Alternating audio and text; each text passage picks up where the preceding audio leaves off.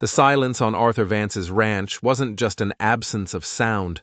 It was a thing, a physical presence that settled in the corners of his cabin like dust, that pressed down on his chest while he slept.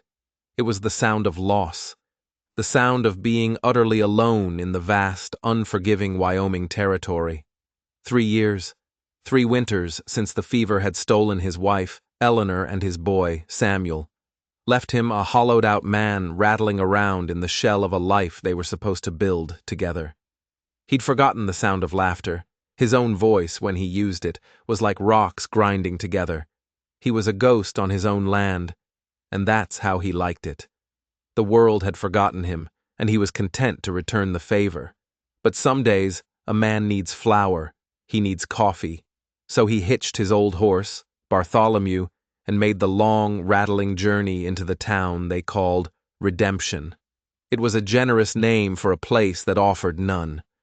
Redemption was a dusty, hard-bitten town, where folks minded their own business and expected you to do the same. Arthur planned to be an apparition, just like always. Slip in, get his supplies, and slip back out before his shadow had a chance to settle. But that day, something was different. The train had come and gone, leaving a stain of black smoke against the bright blue sky. And near the platform, a crowd had gathered. Not a welcoming party, more like a pack of vultures. They were all staring at a woman.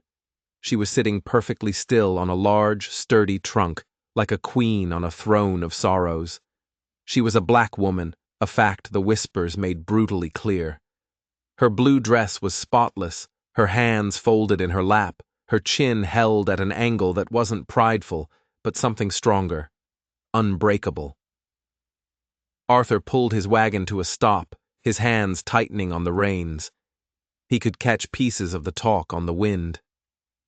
Sent for a bride, sight unseen. Took one look at her, sent her right back. Peterson just left her there, didn't even pay her passage home. The words were sharp, ugly stones thrown at the silent woman. The man who'd sent for her, Peterson, was a rancher from South Ridge with a reputation as mean as a snake. Arthur could picture it, Peterson's smug face twisting into disgust, the casual cruelty of his dismissal. Eventually the station master shooed the crowd away, but the woman didn't move. The sun began to dip low, painting the sky in shades of orange and purple. Still, she sat, a monument of patience in a world that had offered her none. Arthur got his supplies. The image of her burned into his mind. He didn't see what the town saw, an object of ridicule, unwanted baggage. He saw a soul who had traveled 1,000 miles on a promise, only to be abandoned. He saw an isolation that looked a whole lot like his own. When he came out of the store, the street was empty. Twilight was bleeding across the prairie, and she was still there. Something inside Arthur, a part of him he thought had died with Eleanor and Samuel, flickered to life. It was decency. He couldn't just leave her. He couldn't drive back to his silent cabin and leave her to the mercy of this merciless town. He guided the wagon toward the platform. He stopped a few feet away and took off his hat. "Ma'am," he said, his voice raspy. Her head turned. For the first time, he saw her face clearly. Strong cheekbones, intelligent eyes that were weary but held no fear. "Sir," she replied. Her voice was a low, melodic sound that seemed impossible in this dusty place. "Last train's gone for the day," he stated, the words feeling clumsy. "I am aware," she said, her composure perfect. "You can't stay here." A faint, sad smile touched her lips. "It appears I have little choice." Arthur swallowed. "I have a ranch, north of here. It's quiet, but it's safe. There's a spare room. You could stay, until you decide what's to be done." Her eyes searched his face. He knew she was looking for malice, for pity, for some hidden angle. He met her gaze and held it, hoping she'd see the simple truth. He wasn't a hero. He was just a man who knew what it felt to be alone. And for the first time in a long time, He couldn't stand the thought of it. After a long moment, she gave a single, almost invisible nod. "I would be grateful, sir." "Arthur Vance," he said. "Beatrice Shaw," she replied. He climbed down and lifted her trunk onto the back of the wagon. It was heavier than it looked. Far heavier. He offered her a hand up to the seat, and as the last sliver of sun vanished from the horizon, Arthur Vance drove his wagon home with a stranger beside him, the crushing weight of his solitude, for just a moment inexplicably lifted. But he couldn't shake the feeling of that trunk. It wasn't just heavy, it was wrong. The ride back to the ranch was quiet. Not the empty silence Arthur was used to, but a new kind, a shared silence, filled with unspoken questions. He could feel her presence next to him, a solid, steady weight on the wagon seat. The moon was rising, turning the prairie to silver and shadow. Every bump in the road made the heavy trunk in the back shift, with a dull metallic thud. It wasn't the sound of clothes or personal belongings. It was the sound of something solid, something dense. He glanced over at Beatrice. Her face was calm, her hands resting in her lap. She looked like she didn't have a care in the world, but her stillness felt practiced. It was a wall built to keep the world out. He wondered what was behind it. When they arrived at the cabin, he helped her down and went to unload the trunk. He braced himself, grabbing the leather handles. It took all his strength to haul it off the wagon and onto the porch. It settled with a heavy thud that seemed to shake the floorboards. "What in God's name you got in there, ma'am?" he asked, trying to make it sound casual. "Rocks?" Beatrice looked at the trunk, then back at him. That faint, sad smile touched her lips again. "Mementos from my father," she said. Her voice was smooth as creek water, but it didn't give anything away. Mementos. It was an answer that was not an answer. He showed her to the spare room. It had been Eleanor's sewing room. It was small, clean, and achingly empty. He watched her take it all in, the bare walls, the simple cot, the window looking out on an endless sea of grass. He saw a flicker in her eyes, not disappointment, but something else. Resignation, as if she'd expected nothing more. He left her and went to the main room, which suddenly felt smaller than it had in years. He made a simple supper of beans and bacon and set a plate on the table for her. She emerged a short time later, her hat and gloves gone, her hair tidied. She sat across from him, in the chair that was always empty, and ate with a slow, deliberate grace that made him feel like a clumsy bear. The silence was thick. The only sounds were the scrape of forks on tin plates and the lonely sigh of the wind outside.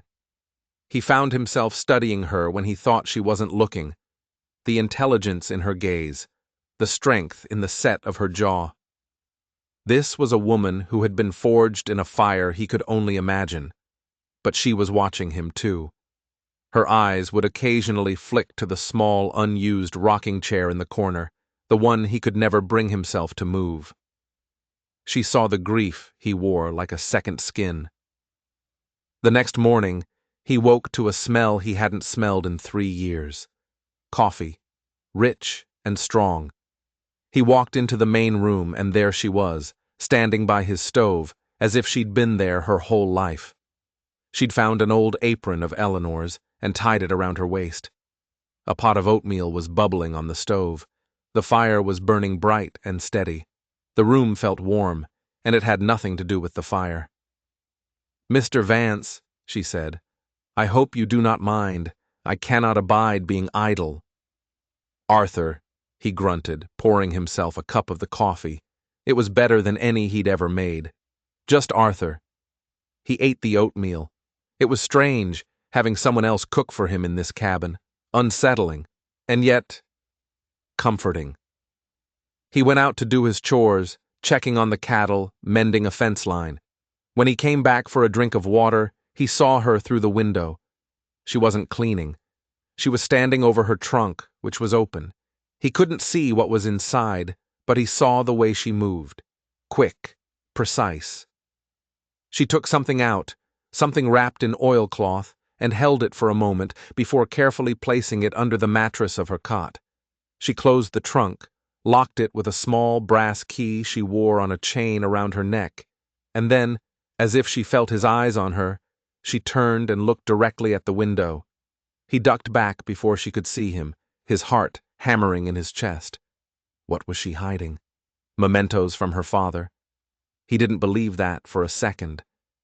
This woman had a secret, a big one, and she was sleeping with it under her bed, just one thin wall away from him. The quiet on his ranch had suddenly become very, very loud. The days that followed were a strange dance. They established a quiet rhythm, moving around each other in the small cabin. Arthur would do his work outside, and Beatrice would bring a subtle order to the inside. She found Eleanor's sewing kit and mended one of his shirts, her stitches so fine and even they were nearly invisible. She washed the windows until they sparkled, letting in the harsh light. She wasn't just tidying up, she was observing. He could feel her watching him, learning his routines, his habits. Her silence was not passive, it was active. It was the silence of a hunter. He tried to watch her back. He'd catch glimpses of her when she thought he was occupied. She was strong. When she helped him carry a sack of feed, he was surprised by her power. She moved with a quiet efficiency, no wasted motion. She was smart. He saw her studying the clouds, predicting a change in the weather with an accuracy that unnerved him. She wasn't just a woman who'd been left at the station. She was something more, something else entirely. Then one afternoon, the handle on the old water pump broke. Arthur swore, kicking at the rusted metal. He was about to go get a sledgehammer to beat it back into submission when Beatrice appeared at his side.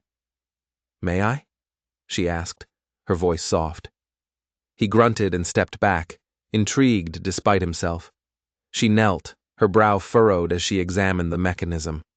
Her hands, which looked so delicate, moved with a surprising confidence. She didn't try to force it. Instead, she ran her fingers over the joints, feeling for the flaw. "It is not the handle," she said after a moment. "The pin has slipped. Here." She pointed to a small, greasy piece of metal he'd completely overlooked. "It needs to be coaxed, not forced." Using a thin stick and a small rock as a hammer and chisel, she expertly maneuvered the pin back into place. With a final, firm tap, it seated with a satisfying click. She stood up and gestured for him to try it. He worked the handle. With a squeal of protest, a stream of clear, cold water gushed forth. He stared from the pump to her, a slow, dawning respect mixing with his suspicion. "Where did you learn to do that?" he asked. "My father was a blacksmith," she said simply, wiping her hands on her apron. "One learns to see how things fit together." A blacksmith. It explained the strength in her arms. It might even explain the strange weight of her trunk. Tools. That had to be it. Blacksmith's tools. It made sense. But then why hide them? Why the secrecy? That evening she made a stew with wild herbs she'd found near the creek. It was rich and flavorful, and as they ate, the words started to come a little easier. "You're a long way from Ohio," he said. "There was nothing left for me there after my parents passed," she replied, her gaze distant. "The world does not make many places for a woman like me." She said it as a simple fact, no pity in her voice. The advertisement spoke of a new life. It seems the man who wrote it, she paused, did not care for the materials he received. He felt a flash of anger at Peterson. "His judgment is a reflection of his own smallness, not yours." Her eyes met his across the table. He saw a flicker of surprise in them, a crack in her perfect composure. She hadn't expected to be defended. She hadn't expected to be seen. The moment felt real, genuine. For the first time, he let his guard down a little. Maybe he was wrong about her. Maybe she was just what she appeared to be, a proud, capable woman dealt a bad hand. The next day, he decided to show her. He took her to the small rise behind the cabin, to the two simple wooden crosses that marked the graves of his wife and son. "Eleanor," he said, his voice thick as he pointed to the larger cross. And Samuel.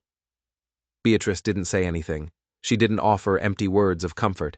She just stood beside him, her presence a solid, silent anchor in his swirling grief. She reached out and gently brushed a stray leaf from Samuel's cross. It was a gesture of such simple, profound tenderness that it broke something open inside him. He started talking. The words spilled out, a flood held back for 3 long years. He told her about Eleanor's laugh, how it sounded like wind chimes. He told her about Samuel's obsession with grasshoppers. He told her about the crushing silence that came after. Beatrice just listened. When he finally fell silent, his throat raw, she said something that would stick with him forever. Grief is a house with no doors. You can never leave it, but you can learn to open the windows. In that moment, standing by the graves of his family, he felt a connection to this mysterious woman. He decided he was a fool for being suspicious. He decided to trust her. That night, he lay in his bed, the familiar weight of loneliness feeling a little lighter. He was drifting off to sleep when he heard a floorboard creak in the main room. He sat up, his senses on high alert.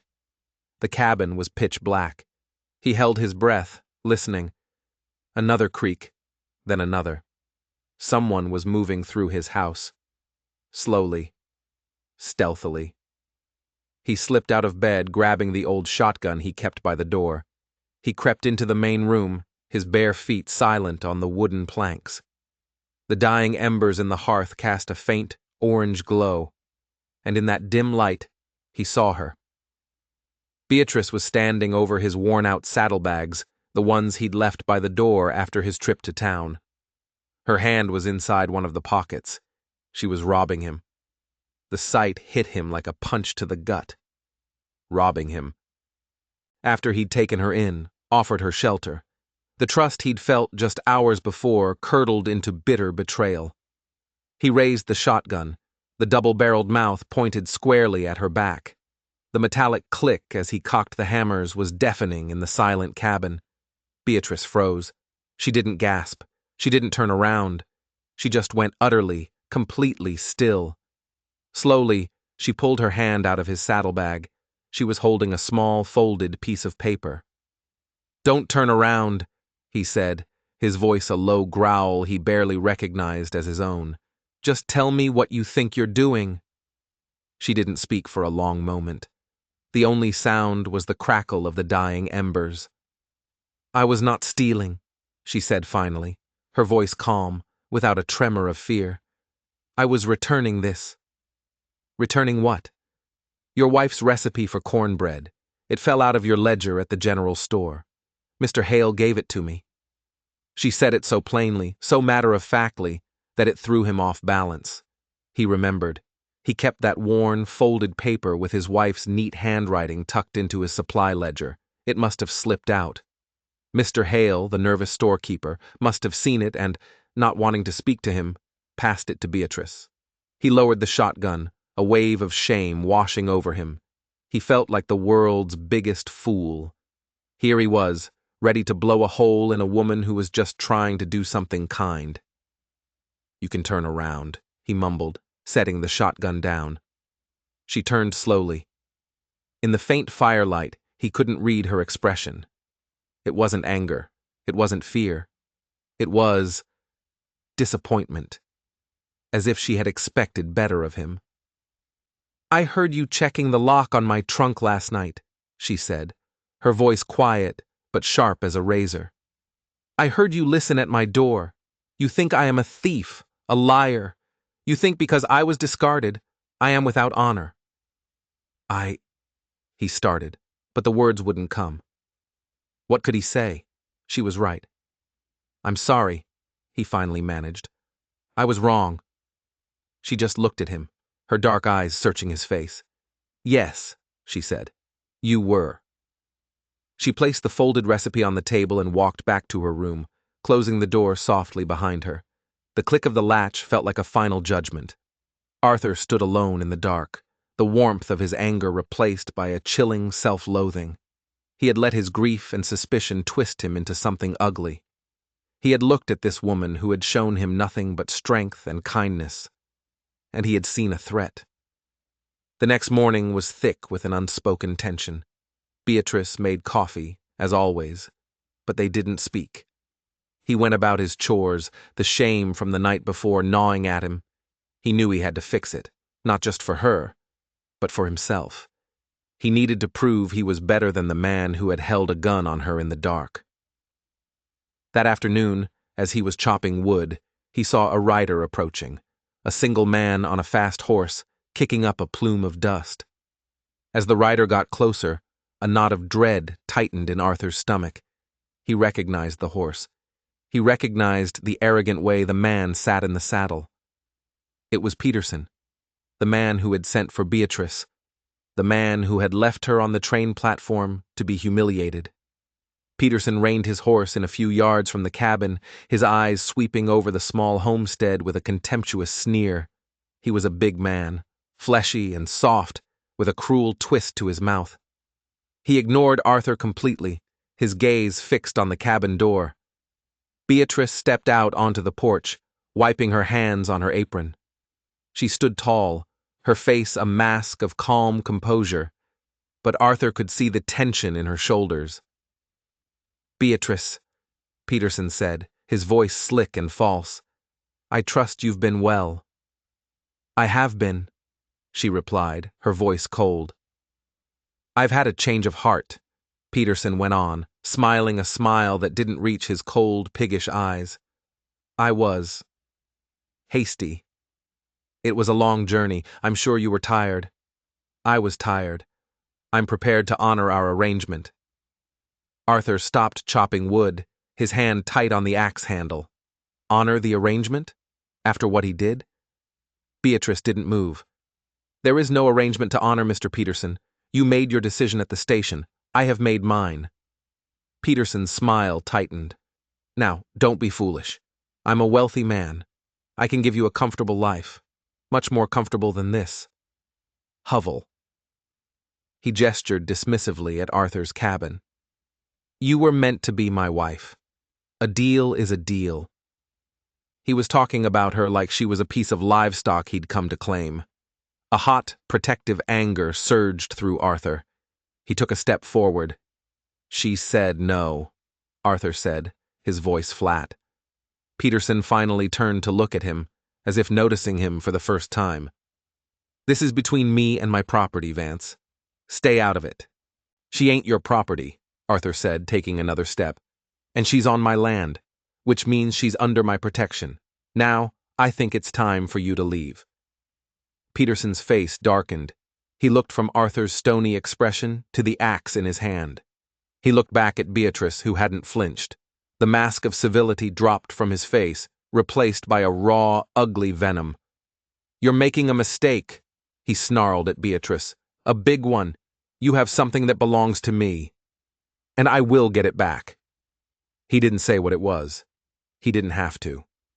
Arthur's eyes shot to the cabin, to the room where her heavy trunk sat.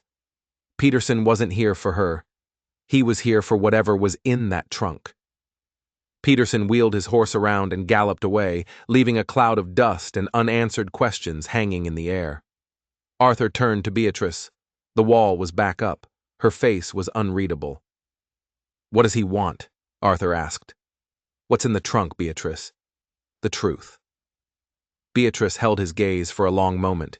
He could see the conflict in her eyes, the weighing of risks. Finally, she seemed to come to a decision. "My father," she said, her voice low, "was not just a blacksmith. That was his trade. But his real work was in finding things that were lost, and people who did not want to be found." She took a deep breath. "He was what they call a private investigator, and I was his apprentice. The things in that trunk are not mementos. They are his tools, his files, his life's work, and Peterson knows it." Arthur stared at her, his mind reeling. A private investigator. It was the last thing he would have ever guessed. "What does any of that have to do with Peterson?" he asked. "Why did you come here?" Beatrice's eyes were dark, with a history he couldn't fathom. "Because one of my father's last cases," she said, "led him right here, to redemption. He was investigating a series of convenient deaths, homesteaders who died unexpectedly, their land bought up for pennies on the dollar by a single buyer." Arthur felt a chill crawl up his spine. "And Peterson is that buyer." It wasn't a question. "My father gathered proof," she continued. "Names, dates, methods. He kept it all in a coded ledger. He died before he could finish. I am here to finish his work." Suddenly, everything clicked into place. Her strength, her intelligence, her watchfulness, the heavy trunk. Peterson's rejection at the station hadn't been about prejudice. It had been about panic. He must have recognized her name, Shaw, and realized who she was, who her father was. He hadn't just rejected a bride, he had tried to get rid of an executioner. But then a darker, more terrifying thought struck Arthur. A series of convenient deaths, homesteaders who died unexpectedly, the fever. He looked toward the 2 graves on the hill. "Beatrice," he said, his voice barely a whisper, "what were the names of the homesteaders in your father's ledger?" She looked at him, her eyes full of a sudden, dawning horror, as if she was just now putting the pieces together herself. "The last entry," she said, her voice trembling for the first time since he'd met her. "The family my father was investigating when he passed away. Their name was Vance." The world tilted on its axis. Vance, his name. The fever that took Eleanor and Samuel. It wasn't a fever. It was murder. The thought was a physical blow, knocking the wind out of him, stealing the strength from his legs. He stumbled back and leaned against the woodpile, his mind a maelstrom of rage and grief. Peterson. That slick, smiling devil. He hadn't just been buying up land. He had been harvesting it, clearing it of anyone who stood in his way. And his family had been in the way. For 3 years he had blamed God. He had blamed the harshness of the land. He had blamed himself for not being able to save them. But the real cause was human. It was greed. It was the evil that lived in the heart of a man like Peterson. He looked at Beatrice, and the last of his suspicion vanished, replaced by a terrible shared understanding. Her quest for justice and his quest for vengeance were now the same. The silence he had lived in for so long was finally filled with a single roaring purpose. "The ledger," he said, his voice raw. "Show me." She led him into the cabin, to her room. She knelt and unlocked the heavy trunk. The top layer was simple clothes, but underneath, neatly organized in custom-made compartments, were tools he'd never seen before. Strange listening devices, powerful magnifying glasses, vials of chemicals, and a set of finely made blacksmithing tools that he now realized were perfect for breaking into things. From the very bottom, she pulled out a thick, leather-bound book wrapped in oilcloth. She placed it on the table in the main room. It was the object she had hidden under her mattress. She opened it. The pages were filled with her father's neat, precise script, but it was all in a code of numbers and symbols. "I can't read it," Arthur said. "I can," she replied. "My father taught me. It's a book cipher. The key is a text we both knew by heart." She ran her finger down a page, her lips moving silently as she translated. "Here," she said, her voice soft. "September, 1881, the Vance homestead, well water-tested, high levels of aconite, odorless, tasteless, symptoms mimic sudden illness, fever, chills, paralysis of the heart. Aconite, wolfsbane. It grew wild in the high meadows, easy to find if you knew what you were looking for, easy to administer, and deadly." He sank into a chair, his head in his hands. He remembered that week, how fast it had happened.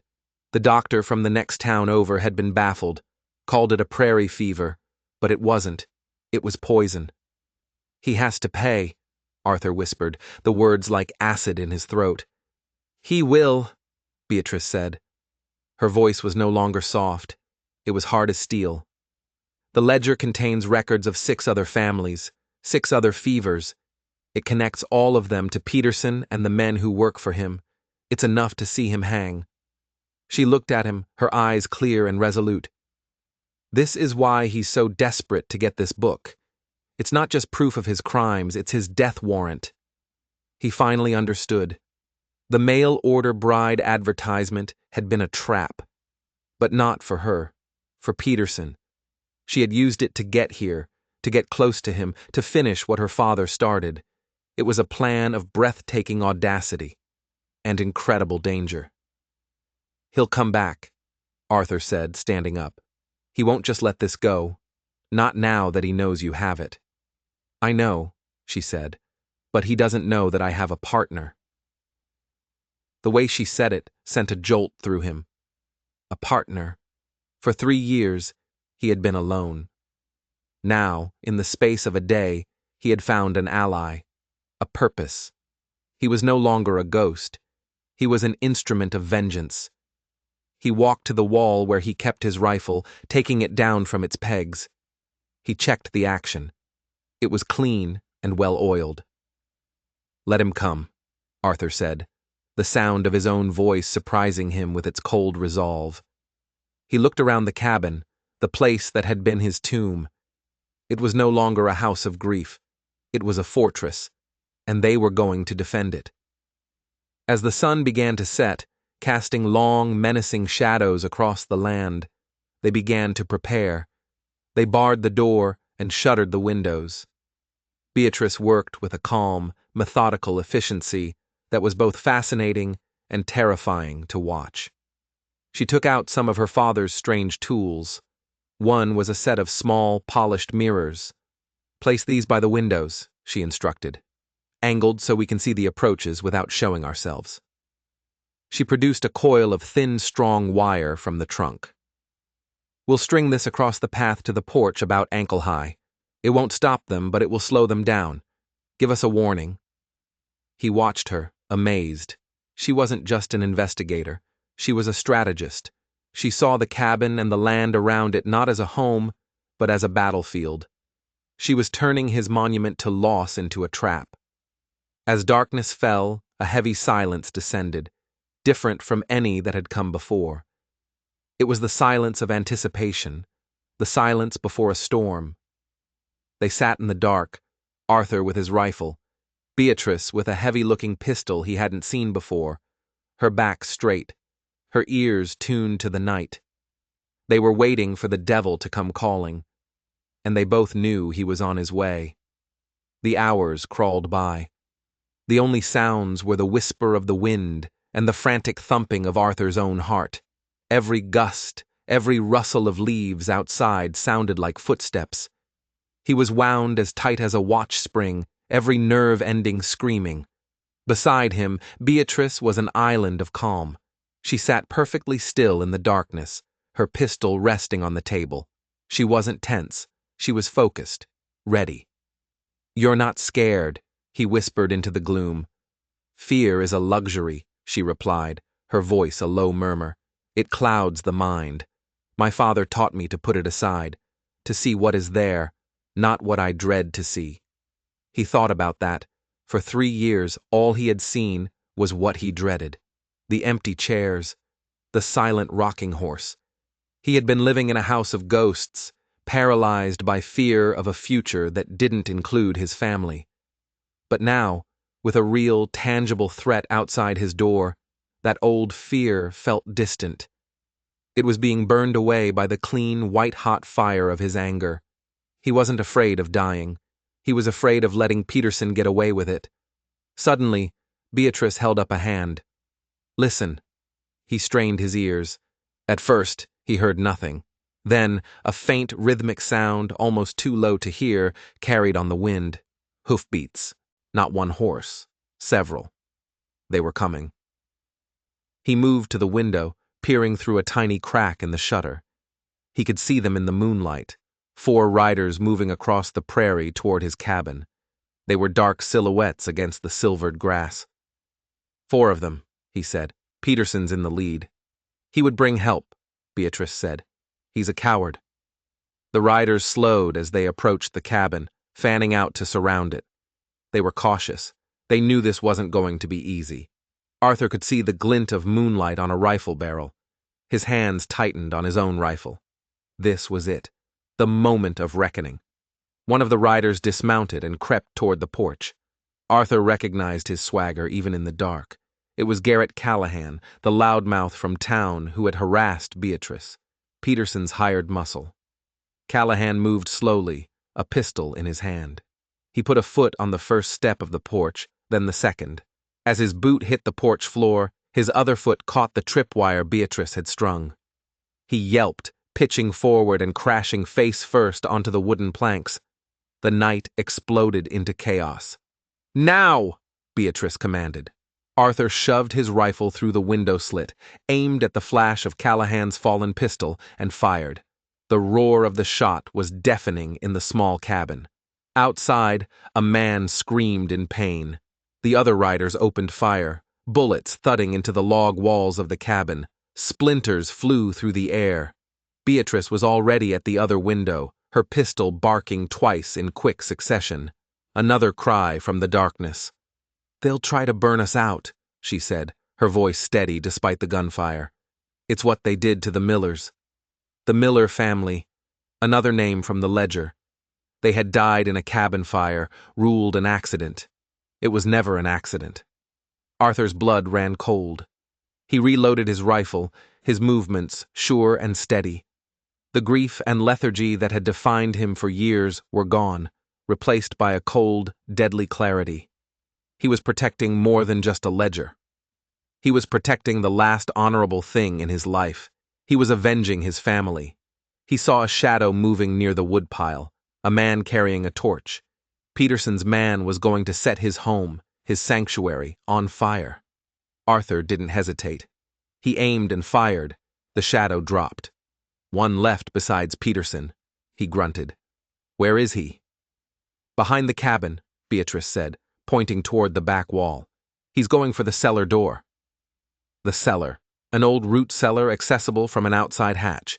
It would give them access to the cabin from underneath the floorboards. It was a good plan. A smart plan. But Beatrice had already thought of it.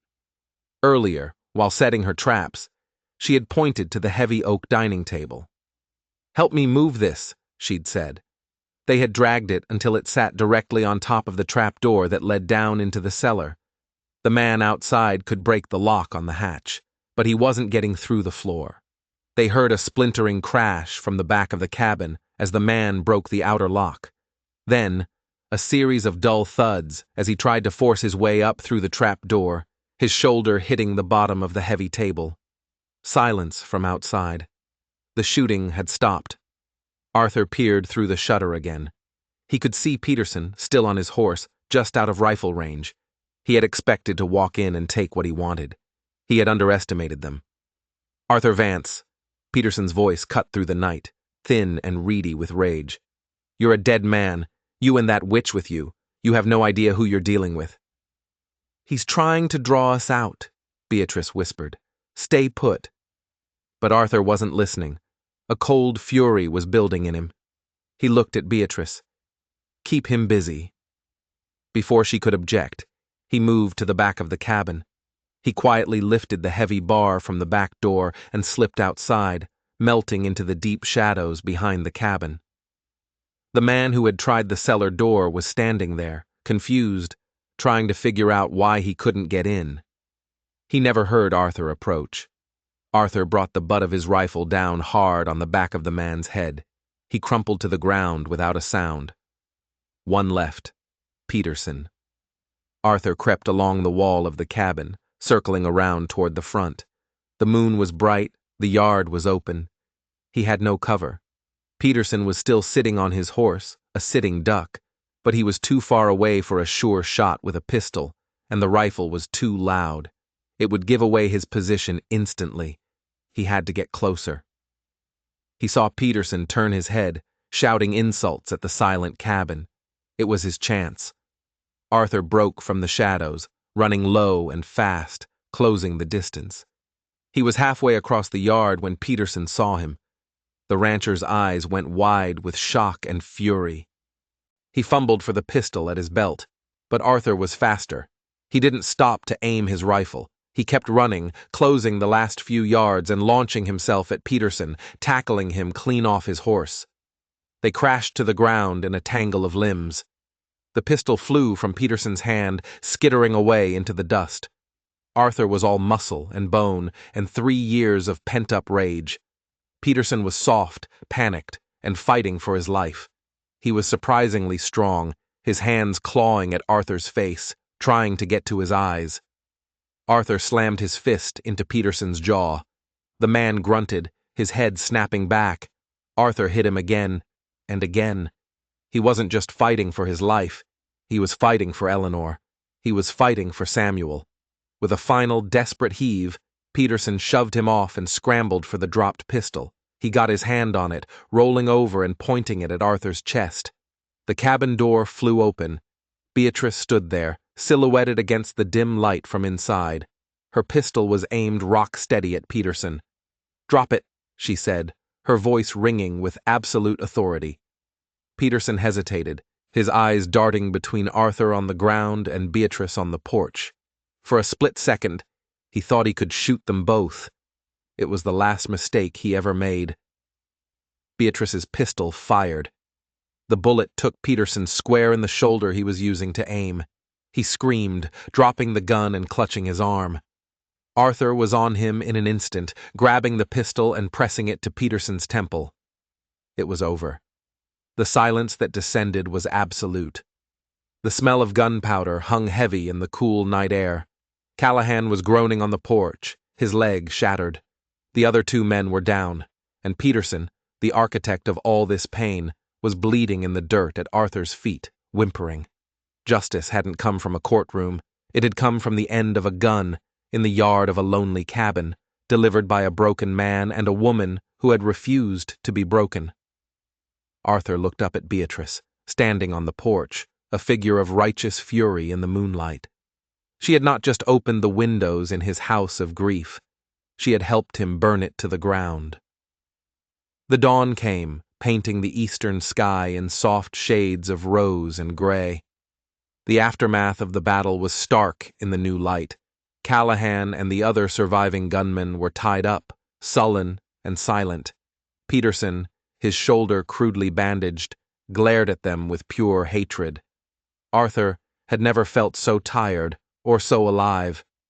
He and Beatrice moved through the morning chores in a comfortable silence, the shared ordeal having forged a bond stronger than words.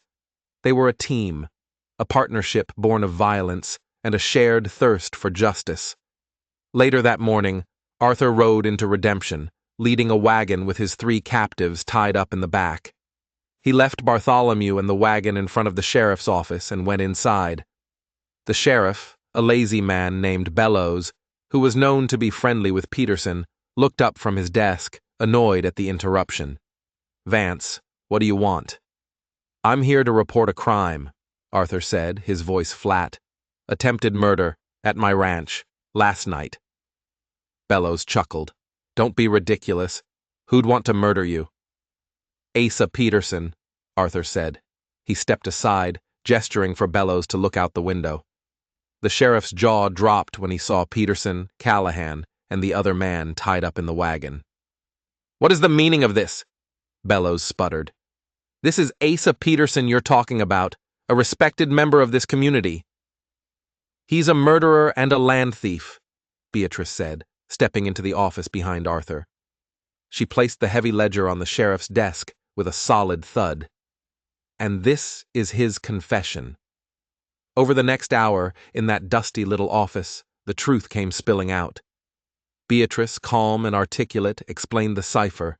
She read entry after entry from her father's ledger, the names of the families, the dates of their deaths, the poison used, the subsequent land sales, all traced back to a company owned by Peterson. It was a meticulous, undeniable record of years of cold-blooded murder. Sheriff Bellows grew paler and paler as he listened. He knew it was true. Everyone had whispered about how lucky Peterson was, how he always seemed to be there to buy up land after some tragedy. but no one had ever dared to look closer. The power of Peterson's money had kept them blind. When Beatrice read the entry for the Vance family, Arthur saw a flicker of something in the sheriff's eyes, not just fear, but guilt. Bellows had been the one to sign off on the death certificates. He had called it a prairie fever and asked no questions. He was complicit. With the ledger open on his desk and 3 wounded men tied up outside his office, Bellows had no choice. He sent a wire to the U.S., Marshall in Cheyenne. Peterson's reign of terror was over. The ride back to the ranch was quiet, but it was a peaceful silence. The ghosts that had haunted Arthur for 3 years were finally at rest. He wasn't just a widower anymore. He wasn't a victim. He was the man who had brought his family's killer to justice. They reached the ranch as the sun was setting, washing the prairie in a warm, golden light.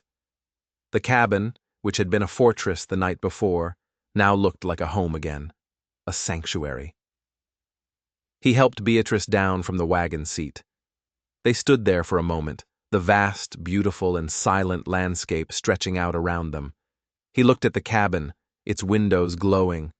He looked at the land, which was no longer a symbol of his emptiness, but a promise of a future. Then he looked at Beatrice. He saw her whole story in her eyes. The hope that had brought her west, the humiliation she had endured, the quiet dignity with which she had faced it all, and the fierce courage that had saved both their lives. She was a partner, a warrior, the person who had walked into the ruins of his life and helped him rebuild. He knew, with a certainty that shook him to his core, that he never wanted to be without her. The thought of the silence returning, of her leaving, was unbearable. "Beatrice," he said, his voice husky. He still held her hand, and his thumb gently stroked the back of it. She looked up at him, her dark eyes calm and questioning. "I know I ain't got much to offer," he began. "This land is hard, this cabin is small, and my past is full of ghosts. But for the first time in a long time, it feels like a place where a life could be built again." He took a deep breath, his heart thudding against his ribs. "I don't want you to be a guest here, Beatrice. I don't want you to just be under my protection. I want you to be my partner. In all of it, the work, the quiet, the sunrises." He met her gaze, his own filled with a raw, unvarnished honesty. "This ain't much of a place," he repeated, his voice dropping to a near whisper. "But it could be a home, for both of us. If you'll have me, Beatrice Shaw, will you marry me?" Tears welled in her eyes, glittering in the twilight. A slow, beautiful smile spread across her face, a smile of pure, radiant joy. She had been rejected and ridiculed, hunted and underestimated. But here, under a vast Wyoming sky, a quiet, broken man was offering her not a contract, but a covenant, a home, a partnership, a choice that was truly hers. Her hand tightened on his. "Arthur Vance," she said, her voice thick with emotion but steady as the earth beneath their feet. "There is nothing I would like more." If you enjoyed the story of how 2 outcasts found justice and each other in the harsh frontier, make sure you hit that subscribe button and ring the bell for more tales of the strange, dark, and mysterious.